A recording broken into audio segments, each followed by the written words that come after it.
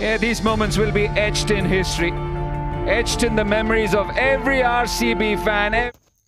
Champion RCB झाली करोडपती.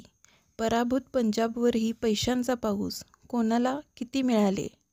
वर्षांच्या प्रतीक्षेनंतर रॉयल चॅलेंजर्स बंगळुरू RCBने अखेर IPL ट्रॉफी जिंकत आपल्या चाहत्यांना आनंदाचा क्षण दिला आहे.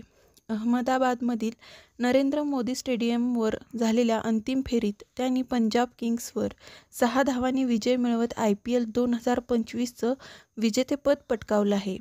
या ऐतिहासिक विजयासाठी RCBला आणि इतर संघांना मिळालेल्या बक्षिसाची रक्कम सध्या चर्चेचा विषय ठरत आहे.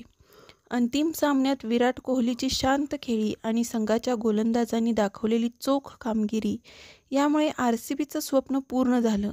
ज्या क्षणी विजय निश्चित झाला त्या क्षणी विराट कोहली भावनाविवश झाला, तर पंजाबचा संघ पराभवाच्या छायेत निराश झालेला दिसला.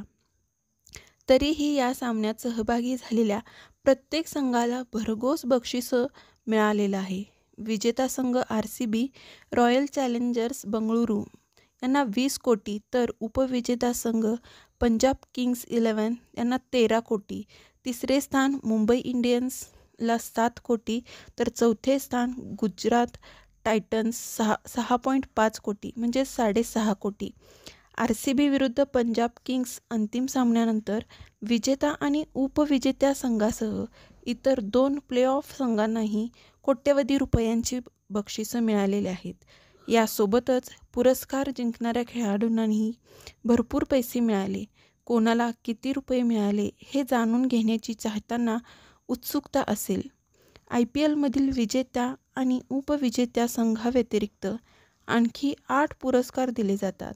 यात ऑरेंज कॅप, पर्पल कॅप, हंगामातील उदयोन्मुख खेळाडू, हंगामातील सुपर स्ट्रायकर, हंगामातील सर्वात मौल्यवान खेळाडू, हंगामातील पॉवर प्लेयर आणि हंगामातील सर्वाधिक षटकार, हंगामातील गेम चेंजर यांचा समावेश आहे. यात हंगामातील उदयोन्मुख खेळाडूला 20 लाख रुपये बक्षीस रक्कम दिली जाते आणि इतर सर्वांना प्रत्येकी 10 लाख रुपये बक्षीस रक्कम दिली जाते.